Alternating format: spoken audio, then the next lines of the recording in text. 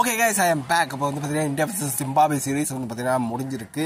இந்த ஒரு சீரிஸை 4-1 அப்படின்ற மாதிரி இந்தியன் டீம் ஜெயிச்சிருக்காங்க. இதெல்லாம் ஒரு பக்கம் இருக்கட்டும், இந்தியன் டீம் வந்து பார்த்தீங்கன்னா எப்படியும் இந்த ஒரு சீரிஸை கம்ஃபர்டபுளாக ஜெயிப்பாங்க அப்படின்றது வந்து பார்த்தீங்கன்னா நம்மளுக்கு முன்னாடியே தெரிஞ்ச விஷயம் தான். ஃபர்ஸ்ட் மேட்ச் ஜிம்பாப்வே ஜெயிச்சாலும் அடுத்த மேட்ச்சில் வந்து இந்தியன் டீம் வந்து பார்த்தீங்கன்னா கம்பேக் கொடுத்துருவாங்க அப்படின்றது நம்மளுக்கு தெரிஞ்ச விஷயம் தான். ஓகே, இப்போ வந்து பார்த்தீங்கன்னா இந்த வீடியோவில் நம்ம என்ன பார்க்க போகிறோம்னா, சுப்மன் கில் விசஸ் ருத்ராஜ் கெய்க்வாட் அப்படின்ற டாக் வந்து சோசியல் மீடியாவில் போயிட்டு இருக்கு. வெண்மிட்டே வந்து பார்த்தீங்கன்னா ருத்ராஜ் கெய்க்வாடை வந்து டவுன் தி ஆர்டரில் ஆட வைக்கிறாங்க. அது மட்டும் வந்து பார்த்தீங்கன்னா 5th மேட்ச்சில் அவர் சுப்மன் கில் வேணும்னே வந்து பார்த்தீங்கன்னா அவர் ஆட வைக்கல அப்படின்ற மாதிரிலாம் பேசிட்டு இருக்காங்க. உண்மையிலேயே வந்து பார்த்தீங்கன்னா என்ன காரணம் அப்படின்றதுலாம் வந்து பார்த்தீங்கன்னா எனக்கு தெரிஞ்ச ஒரு சில விஷயங்களை நான் ஷேர் பண்ணுறேன். இதுதான் நடந்திருக்கும் அப்படின்றது எனக்கு தெரியாது.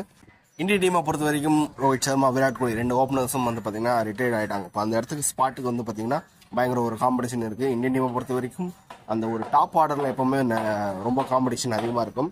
அதே கதை தான் இப்பயும் தொடருது. இப்போ வந்து பார்த்தீங்கன்னா இந்த ஒரு டாப் ஆர்டர் பொறுத்த வரைக்கும், முக்கியமாக ஓப்பனிங் ஸ்லாட்டை பொறுத்த வரைக்கும் ஏகப்பட்ட காம்படிஷன். எஸ்எஸ்வி ஜெய்ஸ்வால், சுப்மன் கில், அபிஷேக் சர்மா, ருத்ராஜ் கெய்க்வாட், அதுக்கப்புறம் வந்து பார்த்தீங்கன்னா ஜோன்லேயே சரௌண்டிங்லேயே இல்லாத பிளேயர்ஸ்லாம் நிறைய பேர் இருக்காங்க. முக்கியமாக கேஎல் ராகுல் இருக்காரு. அவர் மாதிரி வந்து பார்த்தீங்கன்னா ஒரு பேட்ஸ்மேன் காம்படிஷனை விட்டு வெளில இருக்காரு. அப்போ பார்த்துக்கோங்க எந்த அளவுக்கு ஒரு காம்படிஷன் இருக்கு அப்படின்றத. இஷான் கிஷன் இருக்காரு. இது மாதிரி காம்படிஷன் தூக்கலாக இருக்கு. இப்போ வந்து பார்த்தீங்கன்னா இந்த ஒரு 2 ஸ்பாட்டுக்கு இப்போதைக்கு கரண்டாக 4 பேர் போட்டி போட்டு இருக்காங்க. முக்கியமாக ஜெய்ஸ்வால் வந்து பார்த்தீங்கன்னா ஒரு 80 to 90% அவரோட ஸ்லாட்டை வந்து பார்த்தீங்கன்னா பிடிச்சிப்பாரு. இன்னும் ஒரு ஸ்லாட் இருக்குது. அந்த ஒரு ஸ்லாட்டில் வந்து யார் விளையாட போகிறா அப்படின்றது தான் ஒரு டாக் வந்து போயிட்டு இருக்கு. ஒரு காம்படிஷன் நடந்துட்டு இருக்கு. முக்கியமாக இந்த காம்படிஷனை பொறுத்த வரைக்கும் சுப்மன் கில், ருத்ராஜ் கெய்க்வாட், அதுக்கப்புறம் பார்த்தீங்கன்னா அபிஷேக் சர்மா, இவங்க 3 பேருக்கு இடையே தான் வந்து பார்த்தீங்கன்னா ஒரு பயங்கரமான ஒரு காம்படிஷன் நடந்திருக்கு. ஏன்னா ஒன் டவுனை பொறுத்த வரைக்கும் ரிஷாம் பண்ட் அந்த ஒரு ஸ்லாட்டை சேல் பண்ணிட்டாரு. ஓப்பனிங்க்கு இந்த ஒரு ஸ்லாட் தான் இருக்குது. எஸ்எஸ்வி ஜெய்ஸ்வால் ஒரு ஸ்லாட்டை வந்து பார்த்தீங்கன்னா வாங்கிட்டாரு. அது வந்து பார்த்தீங்கன்னா கன்ஃபார்ம்டு கிடையாது. ஆனால் அவருக்கு வந்து பார்த்தீங்கன்னா ப்ரையாரிட்டி நிறைய கொடுப்பாங்க அப்படின்ற மாதிரி. ஏன்னா ஃபர்ஸ்ட் சாய்ஸ் ஓப்பனராக வந்து பார்த்தீங்கன்னா அவர் தான் எடுப்பார் அப்படின்ற மாதிரி நம்மளுக்கு தெரியும். இன்னொரு ஓப்பனிங் ஸ்லாட் இருக்குது. அதுக்கு தான் வந்து பார்த்தீங்கன்னா இந்த ஒரு 3 பேர் வந்து ஒரு காம்படிஷன் நடந்துட்டு இருக்கு. சுப்மன் கில், ருத்ராஜ் கெய்க்வாட் 2 பேருமே ரைட் ஹேண்டர்ஸ். அபிஷேக் சர்மா வந்து பார்த்தீங்கன்னா ஒரு லெஃப்ட் ஹேண்ட் பேட்ஸ்மேன். இப்போ வந்து பார்த்தீங்கன்னா ஏற்கனவே எஸ்எஸ்வி ஜெய்ஸ்வால் ஒரு லெஃப்ட் ஹேண்ட் பேட்ஸ்மேன் அந்த இடத்த பிடிச்சிட்டாரு அப்படின்ற போது ரைட் ஹேண்ட் பேட்ஸ்மேனுக்கு வந்து பார்த்தீங்கன்னா ஒரு அட்வான்டேஜ் இருக்கும். ஏன்னா லெஃப்ட் ரைட் அந்த காம்படிஷன் வந்து பார்த்தீங்கன்னா காம்பினேஷன் நல்லா இருக்கும் அப்படின்றதுனால ஒரு ரைட் ஹேண்ட் பேட்ஸ்மேன் வந்து பார்த்தீங்கன்னா ஒரு ரைட் ஹேண்ட் பேட்ஸ்மேனுக்கு ஃபர்ஸ்ட் ப்ரையாரிட்டி கொடுப்பாங்க அப்படின்ற மாதிரி நினைக்கிறேன். ஏன்னா ஒன் டவுன்ல ஏற்கனவே ஒரு லெஃப்ட் ஹேண்ட் பேட்ஸ்மேன் ரிஷாம் பண்ணிட்டு இருக்காரு. இப்போ காம்படிஷனே வந்து பார்த்தீங்கன்னா ருத்ராஜ் கெய்க்வாடுக்கும் சுப்மன் கில்க்கும் அப்படின்ற மாதிரி ஃபில்டர் ஆயிருக்கு. ஓகே, இப்போ வந்து பார்த்தீங்கன்னா அபிஷேக் சர்மாவால் உள்ள வர முடியாதுன்னு கேட்டிங்கன்னா எஸ்எஸ்வி ஜெய்ஸ்வால் அவைலபிளாக இல்லைன்னா அவர் பேக்கப் ஓப்பனராக விளையாடலாம். அப்படியும் இல்லைன்னா பண்ட் அவைலபிளாக இல்லைன்னா அவர் ஓப்பனராக இல்லைன்னா ஒன் டவுனில் வந்து ட்ரை பண்ணலாம். இப்போ வந்து பார்த்தீங்கன்னா அபிஷேக் சர்மா கொஞ்சம் ஓரம் வைப்போம். ஏன்னா ஒரு சீசன் தான் அவர் நல்லா விளையாடிருக்காரு. ஆனால் வந்து பார்த்தீங்கன்னா சுப்மன் கில்லும் சரி, ருத்ராஜ் கெய்க்வாடும் சரி, 2 பேருமே வந்து பார்த்தீங்கன்னா 2-3 வருஷமா கன்சிஸ்டண்டாக பர்ஃபார்ம் பண்ணிட்டு இருக்காங்க. முக்கியமாக ஐபிஎல்ல 2 பேருமே ஆரஞ்சு கேப் வின்னர்ஸ். முக்கியமாக சிஎஸ்கே 2021 ஜெயிக்கிறதுக்கு முக்கியமான ஒரு ரீசனாக ருத்ராஜ் கெய்க்வாட் இருந்தார். அப்போ ஆரஞ்சு கேப்பும் ஜெயிச்சிருந்தாருன்னு நினைக்கிறேன்.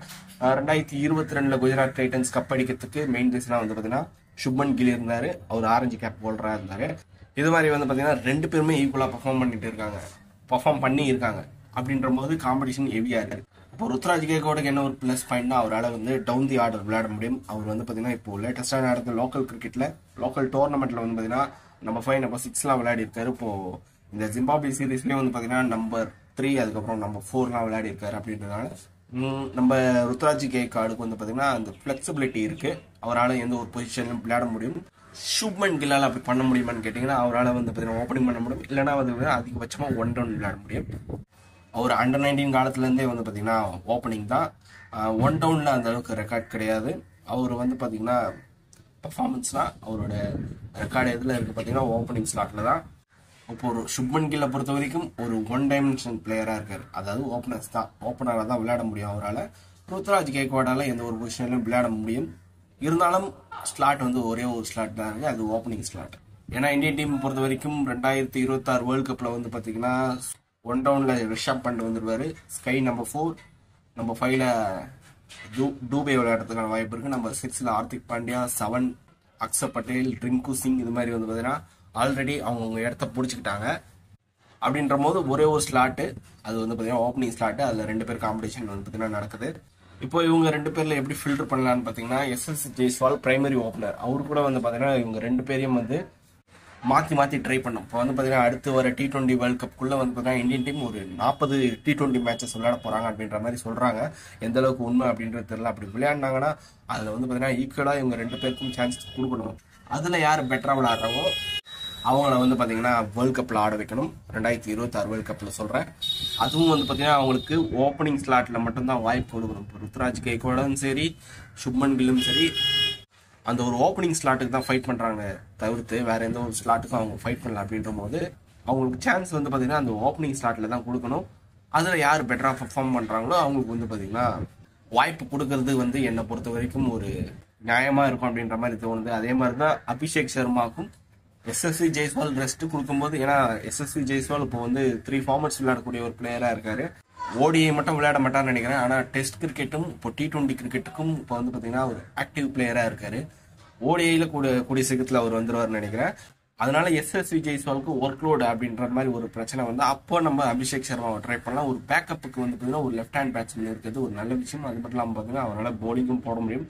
எக்ஸ்ட்ரா ஆப்ஷனும் கொடுக்குறாரு அபிஷேக் சர்மா. ஓகே, இப்போ என்னை பொறுத்த வரைக்கும் இப்போ நீங்க வந்து பாத்தீங்கன்னா சுப்மன் கில் ஆட வைங்க, இல்ல கெய்க்வாட் ஆட வைங்க. 2 பேர்ல யாரோ வேணா ஆட வைங்க T20 வேர்ல்ட் கப் 2026. ஆனா யார் பெட்டர் அப்படின்றது வந்து பாத்தீங்கன்னா ஈக்குவலா சான்ஸ் கொடுத்து சூஸ் பண்ணுங்க அப்படின்ற மாதிரி தான் நான் வந்து சொல்லுவேன். எப்பவுமே ஒருதலை பட்சமா யோசிக்க கூடாது அப்படின்ற மாதிரி தான் நான் நினைப்பேன். ஓகே, நான் சொல்ல வர்றது உங்களுக்கு புரியும்னு நினைக்கிறேன். இவங்க 2 பேர்ல அதாவது சுப்மன் கில் ஆர் ருத்ராஜ் கெய்க்வாட் யாருக்குன்னா சான்ஸ் கொடுக்கட்டும். ஆனா அவங்களுக்கு ஈக்குவலா வந்து பாத்தீங்கன்னா ஆட வச்சுட்டு அவங்கள வந்து பார்த்தீங்கன்னா வேர்ல்ட் கப்பில் செலக்ட் பண்ணணும் அப்படின்றது தான் என்னோட ஒரு கருத்து. உங்களோட கருத்தை நீங்கள் வந்து கமெண்ட் பாக்ஸில் டைப் பண்ணுங்க. இந்த வீடியோ பிடிச்சிருந்தா லைக் பண்ணுங்க, ஷேர் பண்ணுங்க, நம்ம சேனலை மறக்காமல் சப்ஸ்கிரைப் பண்ணுவீங்க.